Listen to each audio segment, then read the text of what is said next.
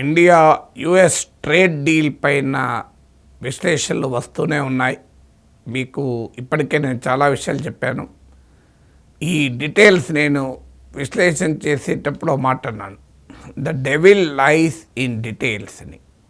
చూడు, ఇప్పుడు ఆ డెవిల్స్ బయటకు వస్తున్నాయి, దయ్యాలు.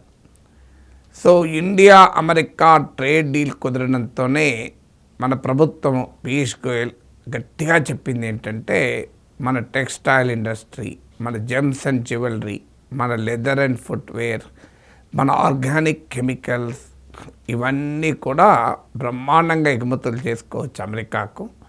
ఇది పెద్ద ఎత్తున భారత్ అమెరికా ట్రేడ్ పెంచుతుంది అని చెప్పారు.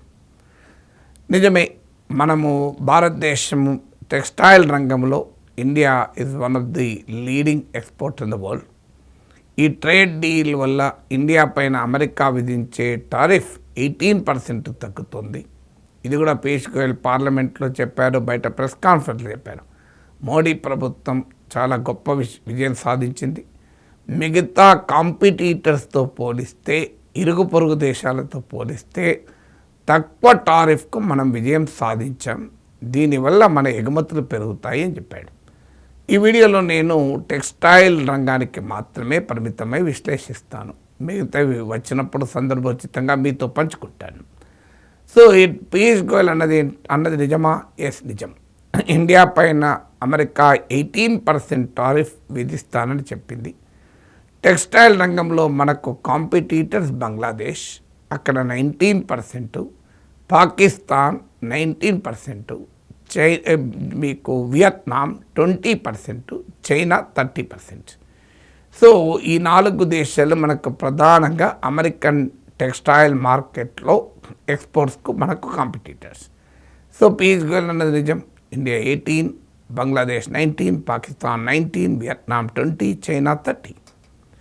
దీంతో మన టెక్స్టైల్, మన అప్పరెల్స్, మన దుస్తులు, వస్త్రాల పెద్ద ఎత్తున మన ఎగుమతులు చేసుకోవచ్చు అమెరికాకు అని అనుకున్నాం.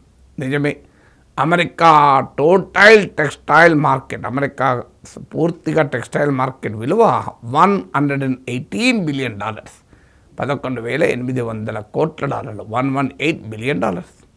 ఇంత పెద్ద మార్కెట్లో మన షేర్ ఎంత అని చూస్తే మనం $10.5 బిలియన్. సర్టెన్లీ అమెరికన్ మార్కెట్లో ఇది మనకు మంచి షేరే. భారతదేశం ఎగుమతి చేసేటువంటి టెక్స్టైల్స్లో 30% అమెరికాకి వెళ్తాయి. చూడండి, ఇది కూడా మామూలు విషయం కాదు. సో మన అమెరికన్ మన ఇండియన్ టెక్స్టైల్ ఎక్స్పోర్ట్స్లో 30% అమెరికాకు. అలాంటిది మనకు అమెరికా మార్కెట్ ఓపెన్ అప్ అయిపోతుంది, అన్లాకింగ్ ఆపర్చునిటీస్ అన్నాం. దీంతో మన టెక్స్టైల్ రంగం బాగా అభివృద్ధి చెందుతుంది. ఎందుకంటే ఇప్పటికే మన టెక్స్టైల్ రంగం దేశ జీడిపికి 2.3% కంట్రిబ్యూట్ చేస్తుంది. సో ఇక్కడ వరకు అంతా నిజమే.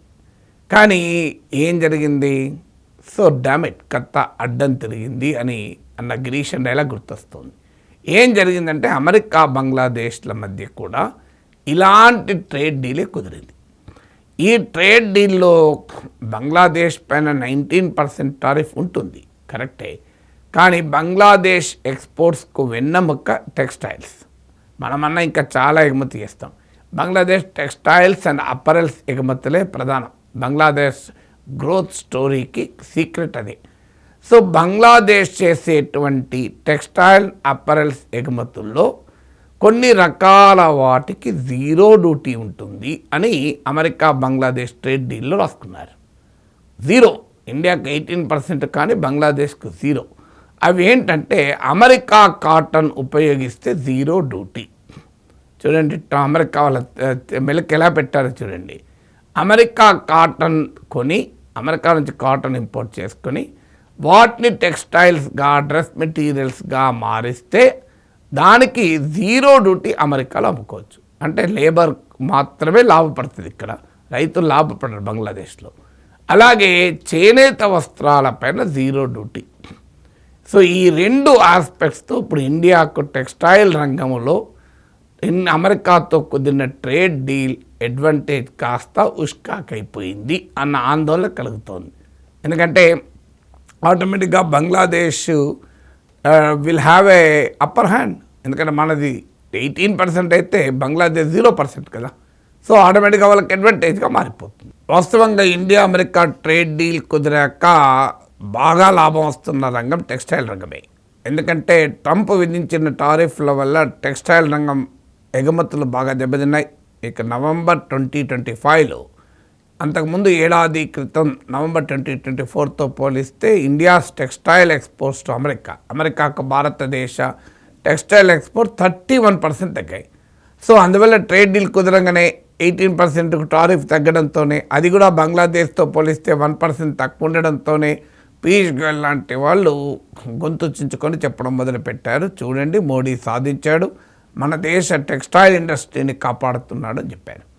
కానీ ఇప్పుడు నేను చెప్పిన లెక్కల ప్రకారం బంగ్లాదేశ్ 0 డ్యూటీ సాధించడంతో Indian textile exports to America అనేది మళ్ళీ ప్రశ్నార్థకంగా మారిపోయాయి. దాని ఫలితమే నిన్న ఈ అమెరికా బంగ్లాదేశ్ ట్రేడ్ డీల్ వార్త రావడంతోనే export oriented Indian textile and spinning కంపెనీల షేర్లన్నీ పడిపోయాయి.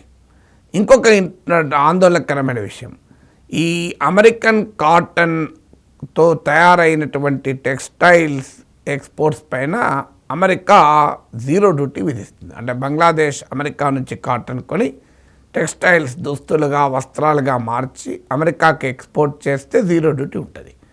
సో ఇప్పుడు ఏం జరగబోతోంది, ఇక్కడ కూడా మనకు నష్టం, డబుల్ వామీ అంటారే. ఎందుకంటే బంగ్లాదేశ్ టోటల్ ఎక్స్పోర్ట్స్లో 80% టెక్స్టైల్సే. నేను ఇంతకుముందు చెప్పినట్టు బంగ్లాదేశ్ ఎకనామిక్ మిరాకిల్కు బేసే టెక్స్టైల్స్. సో టోటల్ ఎక్స్పోర్ట్స్లో 80% టెక్స్టైల్స్ అయినప్పుడు ఆటోమేటిక్గా బంగ్లాదేశ్ 0 ఎక్స్పోర్ట్ డ్యూటీ కోరుకోవాలంటే అమెరికా నుంచి కాటన్ కొనుక్కోవాలి. ప్రపంచంలో అతిపెద్ద కాటన్ ఇంపోర్టింగ్ కంట్రీ బంగ్లాదేశ్. ప్రపంచంలో అతిపెద్ద కాటన్ ఇంపోర్టింగ్ కంట్రీ మాత్రమే కాదు, అత్యధికంగా ఇండియా నుంచే బంగ్లాదేశ్ కాటన్ కొంటుంది. మీకు ఒక ఇటీవల షేక్ హసీనా ప్రభుత్వం పడిపోకముందైతే ఇండియాస్ టోటల్ కాటన్ ఎక్స్పోర్ట్స్లో 70% బంగ్లాదేశ్కి వెళ్ళాయి. సో అది మన కాటన్ ద్వారా కూడా మనకు లాభం ఉండేది. షేక్ హసీనా ప్రభుత్వం పతనమయ్యాక కొన్ని ఇబ్బందులు వచ్చిన మాట నిజం, కానీ బట్ స్టిల్ అది తాత్కాలికమే ఉంటాయి. కానీ ఇప్పుడు American cotton clause US Bangladesh డీల్లో ఉండడం వల్ల అమెరికా నుంచి కాటన్ కొని తయారైన టెక్స్టైల్స్ పైన అమెరికాలో 0 డ్యూటీ అనడంతోనే బంగ్లాదేశ్ ఏం చేస్తుంది, ఇండియా నుంచి కాటన్ కొనడం మానేసి, ఇండియా నుంచి కాటన్ ఇంపోర్ట్ చేసుకోవడం మానేసి అమెరికా నుంచి కాటన్ ఇంపోర్ట్ చేసుకుంటుంది. అంటే దీనివల్ల మనకు 2 రకాలుగా అమెరికా బంగ్లాదేశ్ల ట్రేడ్ డీల్ వల్ల నష్టం. ఒకటి, మన ఉత్పత్తుల టెక్స్టైల్ అండ్ అపరెల్, మన వస్త్రాలు దుస్తుల ఎగుమతుల పైన 18% టారిఫ్ ఉంటే బంగ్లాదేశ్కు చెందిన కొన్ని రకాల వస్తువులు, 2 రకాలు ముఖ్యంగా, ఒకటి చేనేత, 2 అమెరికన్ కాటన్తో తయారైనవి, దీనిపైన 0 డ్యూటీ ఉంటుంది. 80% మనం పోటీ పడలేము.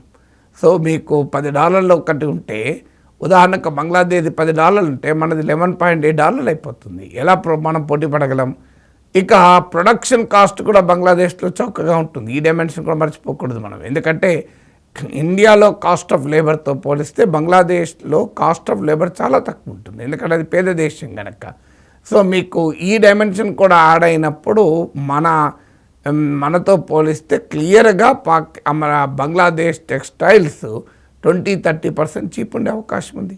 దీనివల్ల మన టెక్స్టైల్ ఎగుమతులు దెబ్బతింటాయి, అమెరికా టెక్స్టైల్ ఎగుమతులు. దాంతోపాటు కాటన్ ఎక్స్పోర్ట్స్ కూడా దెబ్బతింటుంది. ఇప్పుడు అమెరికా వేసిన అటాక్, ట్రంప్ వేసిన దాడితో వచ్చే లాభం టెక్స్టైల్ రాకపోగా మన కాటన్ ఎక్స్పోర్ట్ దెబ్బతిని మన రైతాంగం నష్టపోతారు. మన కాటన్ను స్పిన్ చేసి యాన్గా నూలులాగా మార్చేటువంటి ఇండస్ట్రీ మొత్తం ఎక్స్పోర్ట్ ఓరియంటెడ్ సెక్టార్స్ అంతా దెబ్బతింటాయి. దాంతో పత్తి రైతులు కూడా నష్టాన్ని అనుభవించాల్సి వస్తుంది. సో 2 రకాలుగా అమెరికా బంగ్లాదేశ్ ట్రేడ్ డీల్ మనకు నష్టం కలిగించబోతోంది.